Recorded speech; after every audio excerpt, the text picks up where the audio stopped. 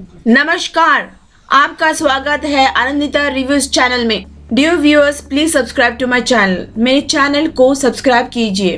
प्रधानमंत्री नरेंद्र मोदी के नेतृत्व वाली केंद्र सरकार ने 31 जनवरी से शुरू हुए संसद के बजट सत्र के लिए कम से कम 16 विधेयकों की सूचीबद्ध किया है। सूचीबद्ध 3 नए विधेयकों में आव्रजन और विदेशी विधेयक है। एक प्रस्तावित कानून जिसे देश में अप्रवासियों के प्रवेश को विनियमित करने के मोदी सरकार के इरादे के हिस्से के रूप में देखा जाता है। संसद का बजट 31 जनवरी को शुरू हुआ। सबका पहला चरण 13 फरवरी को समाप्त होगा और दूसरा चरण 10 मार्च में 4 अप्रैल तक चलेगा। केंद्रीय वित्त मंत्री निर्मला सीतारमण ने 1 फरवरी को केंद्रीय बजट 2025 पेश किया।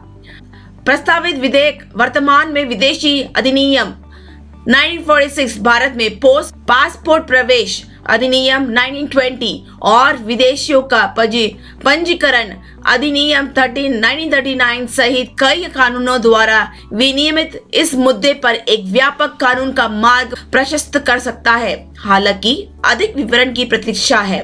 प्रस्तावित विधेयक को केंद्र सरकार को भारत में प्रवेश करने और बाहर जाने वाले लोगों के संबंध में पासपोर्ट या अन्य यात्रा दस्तावेजों की आवश्यकता और वीजा और पंजीकरण की आवश्यकता सहित विदेशियों से संबंधित मामलों को विनियमित करने और उससे जुड़े या प्रासंगिक मामलों को विनियमित करने के लिए कुछ शक्तियां प्रदान करने के लिए अधिनियमित किया जाना है। विधेयक में उन विदेशियों से संबंधित प्रावधान होंगे जिनकी आवाजाही प्रतिबंधित है। विदेशियों द्वारा बार बार आने वाले स्थानों को नियंत्रित करने की नागरिक प्राधिकरण की शक्ति, वाहक के दायित्व और उसके दायित्वों में संबंधित प्रावधान प्रस्तावित कानून के कुछ प्रावधानों की उल्लंघन के लिए अपराध और सजा और अपराधों की संरचना से संबंधित प्रावधान होंगे कि विदेशियों को हटाने, प्रत्यायोजित करने और छूट देने के आदेश जारी करने की केंद्र सरकार की शक्ति को विधेयक द्वारा निर्दिष्ट किया जाएगा। पासपोर्ट और वीजा से संबंधित मामलों के साथ साथ विदेशियों को प्रवेश करने वाले अस्पतालों, अन्य चिकित्सा संस्थानों और विश्वविद्यालयों की भूमिका भी निर्दिष्ट की गई है। प्रस्तावित विदेशियों और उनके पंजीकरण से संबंधित मामलों, किसी भी विदेशी को प्रवेश करने वाले विश्वविद्यालयों और शैक्षणिक संस्थानों दायित्व से संबंधित प्रावधानों, अस्पतालों, नर्सिंग होम या विदेशियों को प्रवेश देने वाले किसी अन्य चिकित्सा संस्थान के दायित्व से संबंधित प्रावधानों को निर्दिष्ट करेगा। इस विधेयक को संसद के चालू बजट सत्र में केंद्रीय गृह मंत्री अमित शाह द्वारा पेश किए जाने की संभावना है। हालांकि विधेयक को कैबिनेट की मंजूरी मिलने के बाद ही संसद में लाया जा सकता है। केंद्रीय मंत्रिमंडल ने अभी तक विधेयक के मसौदों को मंजूर नहीं दी है।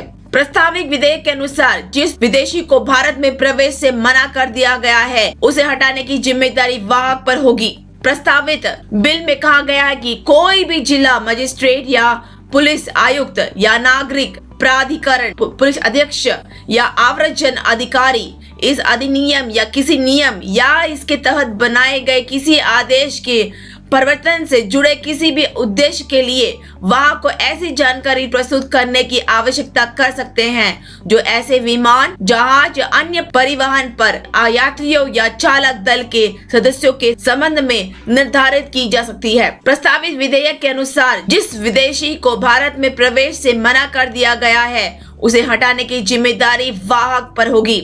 बिल में कहा गया है कि ऐसे वाहक यात्रियों और ऐसे वाहक के चालक दल के किसी भी सदस्य को वाहक को जानकारी देने के लिए आवश्यक कोई भी जानकारी देनी होगी।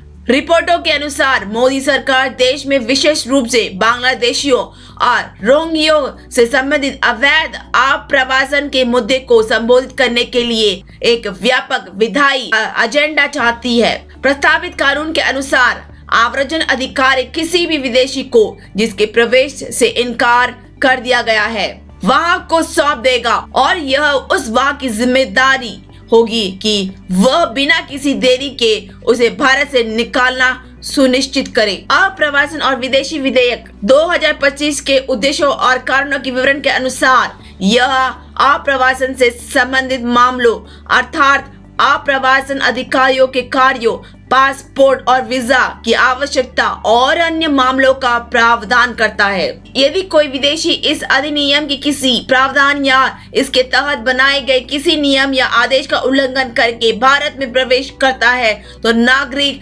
प्राधिकरण या आव्रजन अधिकारी ऐसे प्रवेश की तारीख से 2 महीने के भीतर उस वाहक को आवास प्रदान करने का निर्देश दे सकता है जिस पर ऐसा प्रवेश हुआ है कि अन्यथा उक्त विदेशी को भारत से निकालने के उद्देश्य से केंद्र सरकार की खर्च पर ऐसे विमान या परिवहन के किसी अन्य साधन पर यह पड़ता है।